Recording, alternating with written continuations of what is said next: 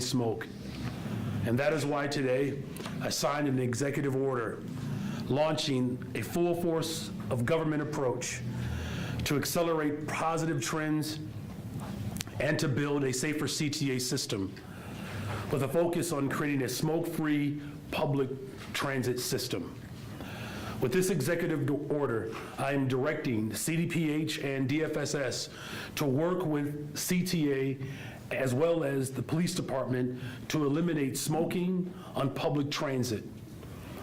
Some of this work will include outreach by and visibility of care teams on subway platforms and trains to provide services and treatment to unhoused residents and Chicagoans experiencing mental health crises. Public awareness and messaging campaigns to educate residents on the detrimental effects of smoking and particularly secondhand smoke, and an assessment of other resources that CDPH and DFSS could offer to discourage smoking on trains. I've charged our city departments and agencies with putting forth recommendations for the short-term, long-term interventions to increase public safety and end smoking on our transit system. The Mayor's Office of Community Safety will play a role in coordinating this cross-departmental collaboration to aid in our public safety efforts. And finally, my office stating cuts to services and personnel. As part of these efforts, we will work with legislators to ensure that there is adequate funding to improve public safety and end smoking on public transit. Everything from messaging campaigns to community events will be deployed to finally bring an end to smoking on trains. Everyone can play a role in this collective effort. As I've said, a full force of government approach to community safety citywide is resulting in historic declines in crime and violence. And we're confident that the full force of government approach will ensure a reliable, accessible, smoke-free, and safe public transit system. And yesterday, I had the opportunity to ride the newly renovated trains at the 4 stations that we opened on the Red Line. That experience showed me firsthand the potential of our public transit system. It was clean, quiet, reliable, accessible, and fast. And now is the moment to move into a new era of public transit for Chicago. And I look forward to the continuous work that we will do citywide and statewide in our collective shared goals to maintain and improve our CTA system for riders and the workers who rely upon them. Thank you. All right. All right, we'll start with Taman, then I Monica, thought that we'll was go a to good Mary Ann. speech. I was expecting an applause. It's a difficult crowd here. I don't clap, it's the wrong room here. Let me see here. All right, Taman. Mayor, good afternoon. Thank you for doing this. On Governor Pritzker's desk sits a Tier 2 Chicago Police and Fire pension bill. Basically would boost what they get for their pensions. Do you want the governor to sign that bill, and can the city afford to pay for it with it projected to cost taxpayers $60 million in a couple of years and $754 million in about 30 years? Well, first of all, let me just say the protections that we have to ensure that our workers are able to retire with dignity with a public pension that in many regards sustains communities. That's something that we have to hold to. And there's no secret that the liability, particularly the debt liability that the city has and that we're facing, has a lot to do with our pension debt as well as, of course, police settlement. I've spoken to the legislature about my concerns about this particular bill, and I still have those concerns. Our finance team has evaluated the ramifications of such a law, and I am still very much concerned about the the expectation and the demand of taxpayers to be able to pay these pensions, particularly without any progressive revenue attached to it. Here's what should or still could happen, is that in our effort to secure retirement for our public employees, which is critical and constitutional, absent progressive revenue, it's impossible to sustain that expectation. And so this, I guess the best way to put it, this is incomplete. So do I hear you saying that the governor should veto this unless he identifies I'm progressive saying that revenue? without progressive revenue, there's not a pathway that allows for us to be able to maintain these obligations. Mayor, Local 2 Fire Union is complaining that a ton of fire equipment such as trucks, pumps, snorkels, ladders are out for repair, creating a shortage. They specifically cite a fire in the Austin neighborhood on June 26th where 4 people had to be carried out on their shoulders because they didn't have proper equipment. 4 people ended up dying in that fire. Are you aware of this issue, and what is the city doing to make sure CFD has the equipment they need? I am aware that the city of Chicago has many antiquated systems that we're working to modernize. Again, this is very much attached to how we generate revenue in this city to ensure that public safety, which is my top priority, that we're properly funding the not just the interventions, if you will, but those that ultimately are showing up on the front line, and that's, of course, our police and fire. So there are some efforts to not only modernize but update equipment, and we've done that, but we're talking about, again, whether it's our buildings or whether it's our equipment, the city for too long has gone without update, and we're going to continue to work to ensure that there's update to our equipment. But again, it has to be attached to a commitment from all of us to have revenue that allows us to do just that. Good afternoon. Good afternoon. A measure to compel the city to share CPD and ICE communications on June 4th was DMP'd in the last city council meeting. Alderman Andre Vasquez is asking you to release that data without an ordinance. Will you, and if so, when? Which data? Call logs between OAMC and ICE and CPD and ICE. Well, that information is already being made available. Here's what's important to me in this moment is that the city of Chicago is a welcoming city, and in no way or form will our local police department cooperate and work with ICE as enforcement of immigration policy.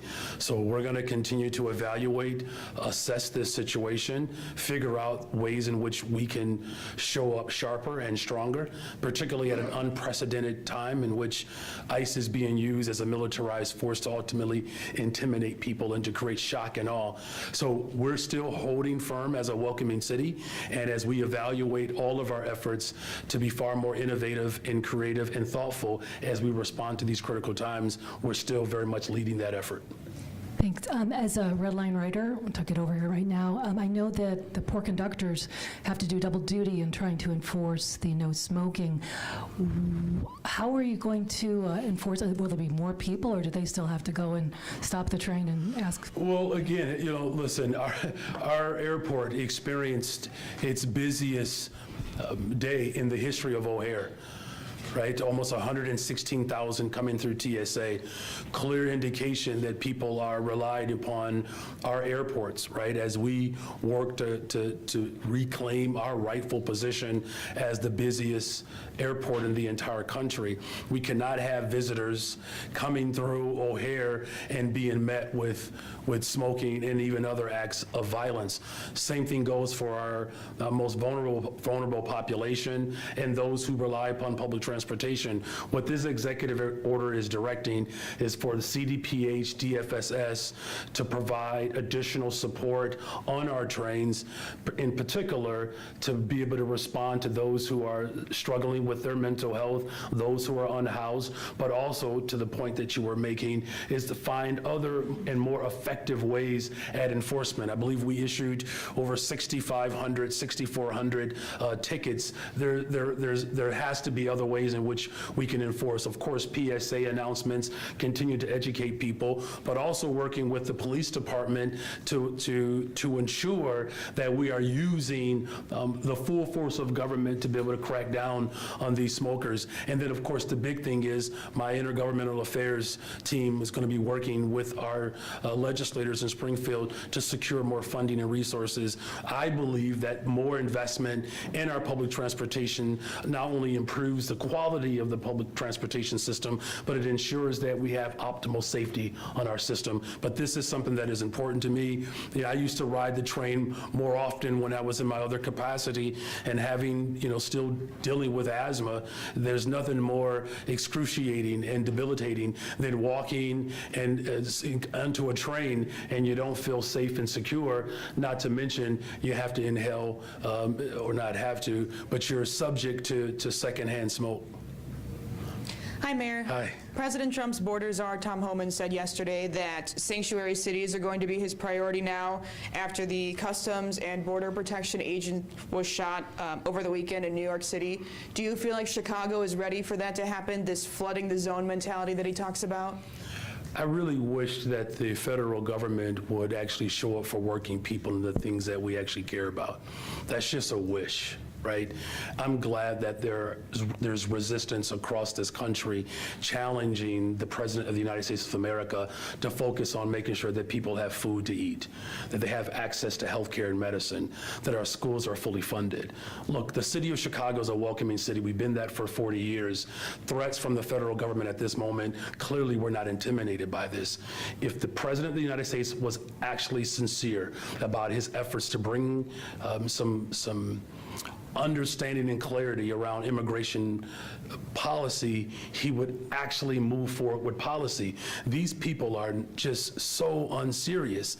And what makes it worse is that because they're not serious, it makes them a greater threat. But the city of Chicago will remain firm in our position as a welcoming city. But is this city taking any steps in the event that federal agents do flood Chicago? We're a welcoming city. Period, and point blank. We're not going to be intimidated or buckle under some threat that's coming from an individual that can hardly tie his shoes and bend over. Not going to do it. Also just one, okay, all right.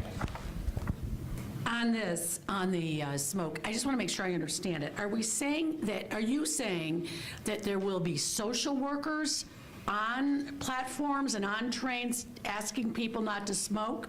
And are they taken away from any other position? Are these new positions? How expensive is this? Well, this is a collective effort between CDPH as well as DFSS to ensure that we have paid mental health professionals to offer up additional support on our platform. So that's thing one. But it's also a collective effort to work with DFSS, the Chicago Police Department, as well as the Public Health Department, to find other ways, if any, to have stronger enforcement. As I said, there were 6,400 tickets that were issued. It hasn't proven to be as effective as we would like. So part of the effort is for not just to provide that additional support, but to have more of a collaborative approach to make sure that we're cracking down not just on smoking, but violence in general that is making ridership as not as pleasant for those who rely upon public transportation. So has it gotten to the point of saying to somebody, you're banned? I mean, that's what some are saying. It's about time to just say, no longer. Look, that's come up. And look, we're exploring every single option because, look, I'm fed up with this. The fact that we have families who are using public transportation day in and day out. Our young people are about to return to school, and to have families on trains and buses and can have a reasonable, sensible, comfortable ride because someone is smoking, right? This is unacceptable. As a city, we're better than this. And so there has to be a deeper level of accountability. And when it comes to the safety and the well-being of working families in this city, I'm going to do whatever is necessary to bring the full force of government to make sure that families and riders have a comfortable ride on our transportation system. Hey, Mayor. Hey. You talked about the full force of government here. Do you think police should use more arrests and citations to enforce this? And what else does enforcement look like? Yeah, it's a good question. As I said, we're issuing tickets, so I want to make it very clear. It's not like the police department is not citing these individuals. It's just proven to not be enough. And so that's why we're taking a more holistic approach. As I've said before, look, when it comes to public safety and community safety in Chicago, we have used the full force of government to drive violence down the city of Chicago. It has proven to be effective. And so now we're taking that same apparatus, full force of government with all of our city departments and sister agencies to find more effective ways to address this problem. Because, look, I'm getting calls from individuals who want to use the transportation system more. They see the investments that we're making. They're experiencing, faster, more reliable. So we finally get people to get back on our public transportation system, and then they can't have a pleasant ride because someone wants to smoke.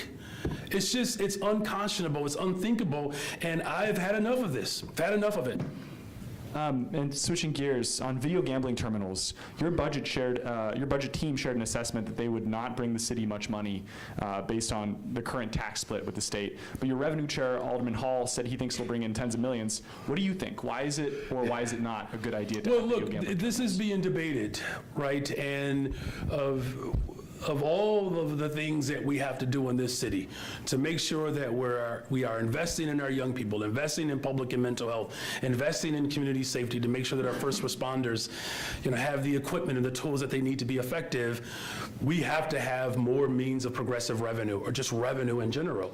And, I'm going to continue to have conversations with city council members, the state of Illinois, to look at the most effective way in which we can generate it. I know that there's been some conflation as well as some debate around, how much revenue can actually be drawn from these, machines. I'm open. I would just say it like that, right? Because the work that we have to do to continue to build a safe and affordable city requires us to make critical investments. And as long as people are willing to participate in that form of entertainment, it's an opportunity for us to secure the revenue that's needed. Mayor Johnson, over the weekend, ICE arrested an illegal alien named Jose Luis Mendoza Gonzalez, who had been released by a Safety Act judge he was charged with concealing a body of a 37-year-old mother of two, Megan Boss, a body that had been decapitated, abused, kept in we got to get to the question. I have I have a constitutional right to ask a question. You do, but I asked the question. I'm a credentialed member of the press. I do have a constitutional right to ask my question. Absolutely, William. We want to get to your question. And I'm trying to, if you didn't interrupt me, I would be done with my question. this is not the first time I respectfully ask you to ask the question. Thank you. I'd like to finish my question now. May I? Thank you. Megan Boss, decapitated, her body abused in a dumpster, in a bleach-filled dumpster on this man's property, right? Okay.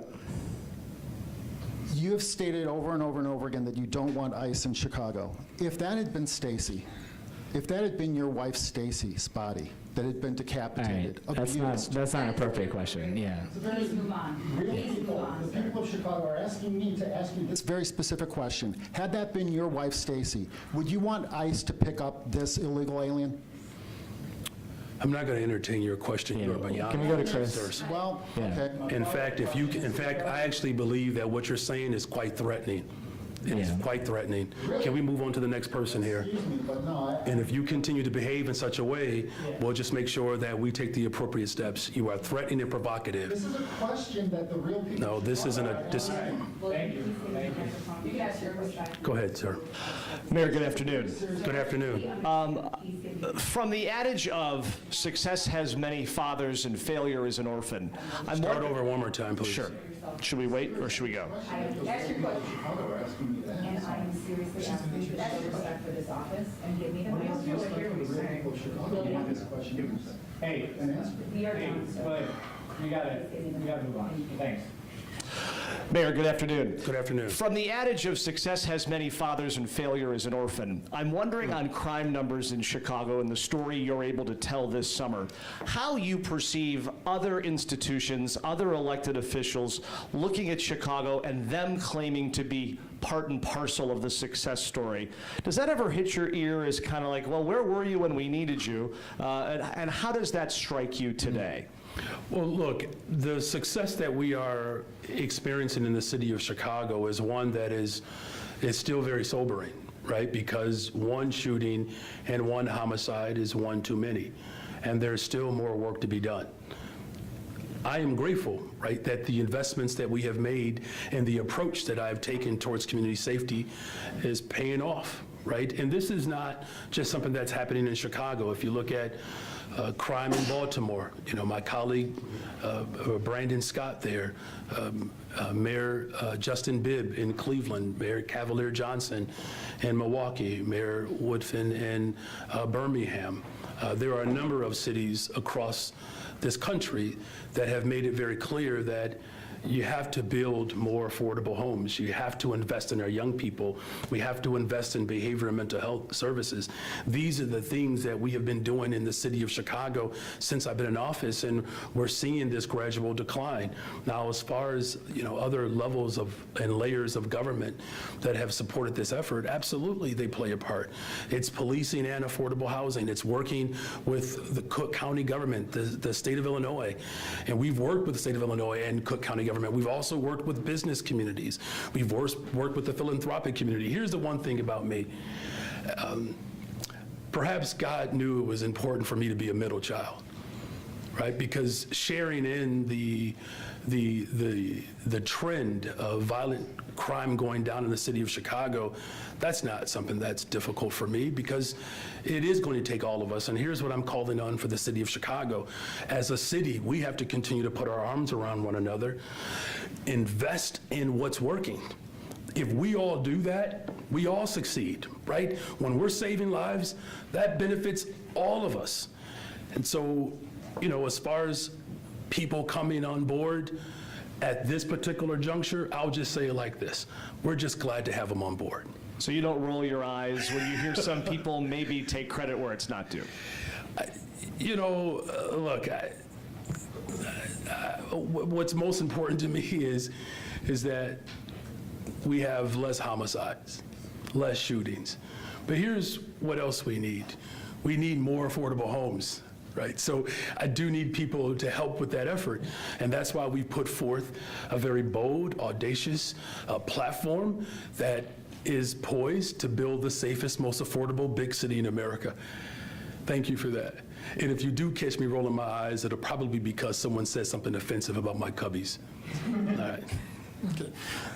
Good evening. I have two quick questions for myself, and pulling the Craig Walls, I have one quick question each for two high-profile colleagues, including one with a WVON Sunday show. So my first quick question. I'll do the best I can, because I don't have any follow-ups for the other two. I got it. So the first question is with the competition for the zoning committee chair, and this might be early in the game, with the Latino caucus saying one of theirs deserves it because they first had it, and then the Black caucus saying they deserve it because they last have it, and Bennett Johnson, white and openly gay, saying that he's always wanted it from the time that Ramiro Rosa stepped down. Even though this might be early in the game, who do you think you're kind of leaning toward? Well, look, it's an important committee, and I'm very proud that we have a very diverse body, and many marginalized groups in this city have been left out of the opportunity for power. Here's what's going to happen. We'll have a full conversation about the best person who is positioned to ensure that we build the safest, most affordable big city in America. That truly is my focus, right? And I get there will be politics and different machinations and configurations of how we should divide, if you will, the structure in our city. But I'm confident that we will settle on someone who reflects the values of our city, of working people, and one who is committed to making sure that there's more affordability in the city. Okay, in the street game life, the foundational street games, for lack of a better term, are kind of facing off with immigrant street gangs, saying that the immigrant street gangs are moving in on their territory and dogging out the Black community, although they did it first. And there have been some cases where immigrants, gang members have infiltrated foundational gangs. Hence, there's a Venezuelan Disciples Division now of the BDs. What is your strategy, or what strategies are you all looking at to deal with this stuff before we have a, I guess, intercultural gang war? So, as you know, put forth $100 million towards violence prevention. And part of that effort is around CVI. Our community violence interrupters have done a really stand-up job at diffusing these tensions that exist within our communities. That's our approach, right, is to make sure that we're on the ground, that we're within these communities to stop all gang activity from taking place. As a former public school teacher, I can tell you, I saw it firsthand. When you have these different divisions and factions that exist within the city of Chicago, it does create real tension and pathways towards violence. But we're going to continue to work with our police department and CVI, as well as our community-based organizations, to ensure that any gang activity not only is not tolerated in our city, but we work to prevent these type of interactions and tensions from materializing in a way that can cause harm to people. Okay. And This is the last one here, Mark. I'm going to try to okay. I'm last one. Okay, I'm going to package them. So, so Robert McKay of WVON's In Focus show, which comes on Sundays in the afternoon and evening, would like to know, and who invites you, by the way, to his show to further illuminate on this whole reparations piece, would like to know, now that you said that you want the same kind of education in all schools, neighborhood schools that are available in the selective enrollment schools, when is that going to kick in, both for general education and vocational education? Yep. And Prosperity, the Prosperity News Organization wants to know why you don't use the word citizen for tax-paying foundation. Okay, so here's what I can say. For public education, Mark, thanks for packaging all of that together. And, Mr. McKay does an incredible job. The contract that we just worked to settle is setting us up for the type of investments in our neighborhood schools that the city of Chicago has longed for. Expanding sustainable community schools where community-based organizations can partner with local schools to ensure that that community has control over the trajectory of that school. Smaller class sizes.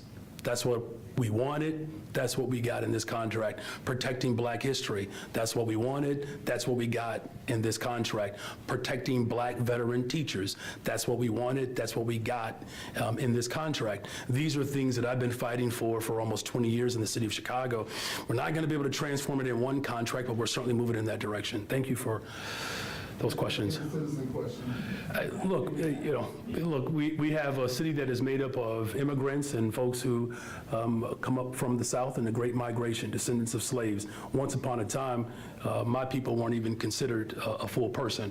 So I'm not going to get into a back and forth about distinctions between people groups. I find that to be not only divisive, but I think it plays into the hands of those who believe in an authoritarian government. We're going to step out of Chicago for a minute. Okay, all right. How far are we going? You made a remark the other day directed to Zorhan Mamdani that, the movement doesn't always show up, a little bit of a warning. And I was wondering, could you talk about when you realized that you started butting heads with some of your allies, and what are you doing to bring them back into the fold? Well, here's just for clarification. Well, what I should have articulated a little clearer is that this is new for a lot of folks, right? And sometimes the movement doesn't always have the capacity to show up in a way that fully speaks to our intentions. That's really was a shorthand. And what I've experienced is that 10 years ago I was blocking an elevator downstairs that's now held for me, right? This is probably one of the greatest transformational moments that we've experienced in the city of Chicago, a working class public school teacher and organizer that becomes the mayor of the city of Chicago. And so when you have a movement that has worked hard to resist and beat back or work to beat back against policy, it's a different muscle when you're on the offensive side. And what we have experienced, whether it's paid time off, abolishing the sub-minimum wage, and building more affordable homes and investing in our young people, it's evident, though, that the movement has been strong enough for us to be able to realize parts of our vision. And we're seeing the dividends of that, right, with 32% reduction in homicide, shootings, and shooting victims and robberies. A lot of work to be done. And to I guess, the back end of your question, and I've admitted to this, right? I had a responsibility to help stand up government, but I also had a responsibility to ensure that the movement and the people of Chicago as a whole understood the what and the why. And so regular conversations with you all have certainly helped people get a better understanding. Some of you have participated in our Lakeside Chats, Faith in Government Tour. I'm in senior homes, around the city. WGN and WTTW have done town halls live for people to ask me directly. So, the other outlets that haven't done that yet, you still have an opportunity. You can come to my house, we can sit down and talk with my neighbors, they'd love it. Well, we also did it at the Hideout with you, right? That's and so that true. was That's a true. good conversation where people can hear directly from me. And many of those folks in the room have been a part of a long sustained movement to build a safe and affordable city. So my second question, kind of follow-up though, I took that to mean the movement, meaning people who are aligned with you in the city council have not always been aligned with you. Oh, and I see. what was the mistake there, and are you working to bring them back into the fold? Well, look, again, if you look at all of the accomplishments, clearly there is stronger alignment than some of the disagreements that we've had, whether they've been privately or publicly. I remember, I believe it was the Tribe that released a press clip from Cliff Kelly and his critique of Mayor Harold Washington. And in fact, I believe if you look at that clip that from Cliff Kelly, who I have a great deal of regard for, the former 20th Ward Alder, he said that Mayor Harold Washington wasn't listening to them and that he lacked political acumen. That's what Cliff Kelly said about Harold Washington, right? And so it's not uncommon for the progressive power to have some level of tension. But that's what sharpens us. See, the difference is when the power structure that has enjoyed the fifth floor, the machine, think about the fact that we didn't have dissent. Parking meters, Skyway, massive school closings, public housing being shut out, the derelict of duty when it comes to pensions. So there was no dissent, and we've had turmoil. So this is the tension that's necessary. Iron sharpens iron, and clearly I'm much sharper today. Hello, Mayor. Hi. Have you ever smoked? No, just kidding. Here we go. No, by the way, no. So I get the whole of government approach that works well with policing, but what makes you think that this concept of having social workers go on trains and asking people who are smoking not to smoke is actually going to have any kind of impact? Because they really don't seem to care about the law anyways, and if somebody asks them nicely, hey, please don't smoke, why would they even listen to them? Yeah, so let me just offer some clarity. So this is not about just, mental health professionals and social workers walking around putting out cigarettes, right? There are other areas of concern that people have. Look, there's no secret that the unhoused have used the public transportation system as means of shelter. It's also about CTA, Chicago Police Department coming together to look collectively at other strategies of enforcement. It could be just a part of our public campaign to further educate people, but we do have to find ways in which we can enforce this measure stronger. And look, it's not just because I have asthma, right? It's really about the discomfort and the uneasiness that these conditions have caused. The fact that we have more people coming through our airports, more people are using our public transportation system, we are so close to getting to pre-pandemic numbers and beyond. And so this is why it's a full force of government. It's not just social workers and behavioral health counselors. It's also coming together collectively to think about ways in which we can strengthen our strategies for stronger enforcement, because to your point, we've issued tickets.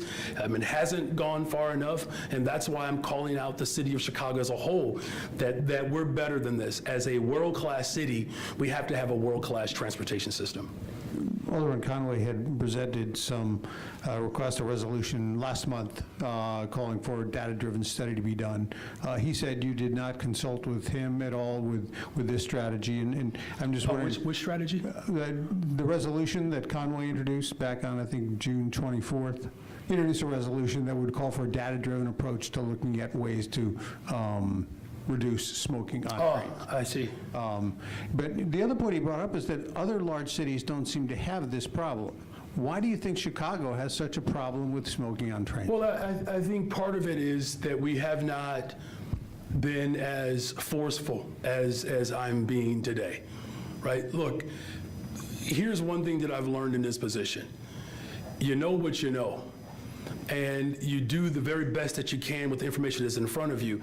And clearly we know that we have to have more affordable homes. We have to have a reliable public transportation system. And now it's incumbent upon us in this moment to bring all of our forces together, much like what I've done in other areas, whether it's addressing our budget challenges or whether it's addressing community safety as a whole.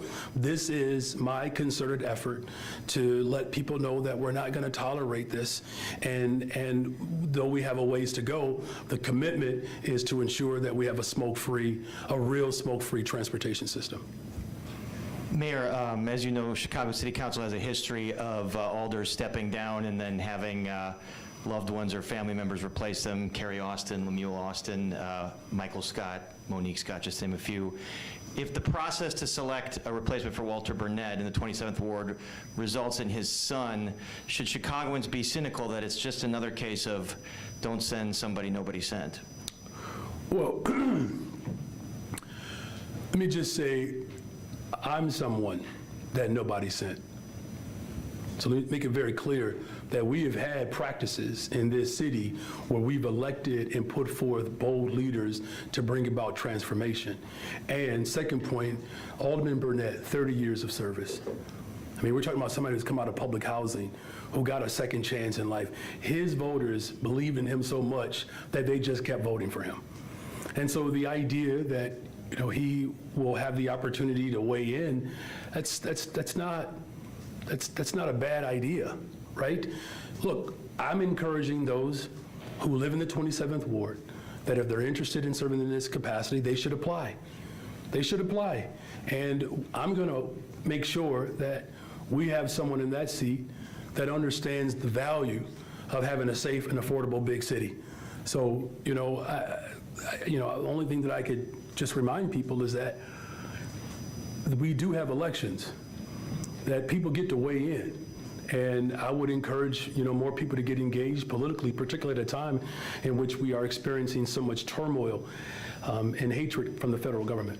And on another topic, if I could ask, given the fact that you're starting to look at a deficit next year of $1 billion or even more, will you look to cut areas of the budget? Specifically, will you look to cut the CPD budget? Well, here's what we have already done. Since I've been in office, we have found more efficiencies. I believe last year we had a 3% cut across the board. But we know we cannot cut our way to solvency. That's just not a pathway. Here's what I'm looking for in this moment. I'm looking for, look, I'm a proud Democrat, working class Democrat, a progressive Democrat. The people of this city are looking for leadership that sees everyday working people who are struggling and can hardly make the ends meet. When the cumulative wealth of Black and brown people is not on par with other families in this city, No Democrat should be patting themselves on the back right now. And as problematic as Donald Trump is, we have solutions in the state of Illinois, in the city of Chicago, that could show up for working people. Now, look, I get it. People want to find efficiencies. We should do that. Government has to be sharper. Government has to be more productive. But for crying out loud, people want to live in a safe, affordable city. Building more affordable homes, investing in our public institutions, that's what working people are calling for. My budget will reflect what working people are calling for in this city. And it is well past time that those would means put more skin in the game. We continue to ask working people to cut while those who are ultra-rich continue to get tax breaks, work through loopholes, and are not putting up their fair share. That's what this budget is calling for in this moment. I get the conversation around having more productive means of how government is administered. But come on, if we're truly Democrats, the city of working people, why not put forth a budget, which I will, that reflects those values? And I hope that the city council will join me in that effort to protect working people in this city once and for all. Hi, Mayor. On video gambling, what is your next step, and are you willing or planning to go to Springfield to lobby for the state to increase its share of revenue that it sends to the city, which aldermen say could actually make this a profitable revenue stream? There are ways in which we can have a stronger streamline of revenue share. If you look at the revenue streams that the city of Chicago controls, those are by far outperforming those levers that we don't have control and that the state has control over. And so yes, I'm willing to work with the General Assembly to ensure that there's an equitable distribution in the very economic engine of our state, the city of Chicago. On the topic of CTA, could you talk about what your administration is doing right now to avert the transit fiscal cliff and potential widespread service cuts that would come with no, thank you for that question. Look, from the very beginning, my administration has been working with Springfield to put forth a package that gives us our fair share, right? 80% of ridership right here in our region, right? So there has to be an equitable distribution of resources coming from the state of Illinois to make sure that we have an accessible, affordable, reliable, safe public transportation system. We are talking with the members of the House of Representatives, the sponsors, looking at ways in which the governance structure is fully reformed, but also ensuring that we have revenue packages that allow for us to be able to optimize our public transportation system. We have been rolling up our sleeves from the moment that we stepped into this office, and we're going to continue to work with all of our partners to ensure that our transportation system is equitably funded. Thank you. Hi, Mayor. Hi. In 2024, the city spent roughly $511 million on overtime. Approximately $274 million of that went to the Chicago Police Department, which was about 6.5% less than last year. Is that good enough progress for you in reining in overtime spending, something that you have said you wanted to do since God was a child, perhaps? Well, I don't think I've been mayor that long, but hopefully, before Jesus returns, I'm able to live out the next 18 years. But, look, no, it's not enough, right? And what I can say is I do appreciate what the superintendent has done with our budget office. We've reduced the number of hours, but obviously with pay increases and the normal cost of living, that's why that number has not been as pronounced and as realized. And so we're going to continue to do the necessary work to cut the cost of overtime, particularly with some of the large-scale events that we're having. We're not getting the full reimbursement of services. And, the city of Chicago has been a very generous city when it comes to attracting these large-scale events and the city covering these costs. But clearly that's not sustainable. 6% is a recognition that we're improving, but we certainly have a little ways to go. 5 months ago, you formed a task force to come up with solutions to way to rid the Chicago Police Department of officers with ties to extremist groups like the Oath Keepers and the Proud Boys. Has that task force made any recommendations to you or made any progress in tackling that issue? Yeah, so yesterday, I just had a sit down with all of the different departments that are going to play a part in that, not just the Chicago Police Department, but our Human Resource Office, as well as working with our are, our government entities, right, that are ultimately responsible for the care of our city's public safety apparatus. And there are some recommendations that are coming through. In due time, we're going to release some of those recommendations. Without getting too much into the weeds, there's behavior that we are monitoring, and not just the affiliation worry that people have. And that's what we're paying attention to, because look, you may not be a part of an official group that has been known to be extreme, but your behavior could still be biased or racist.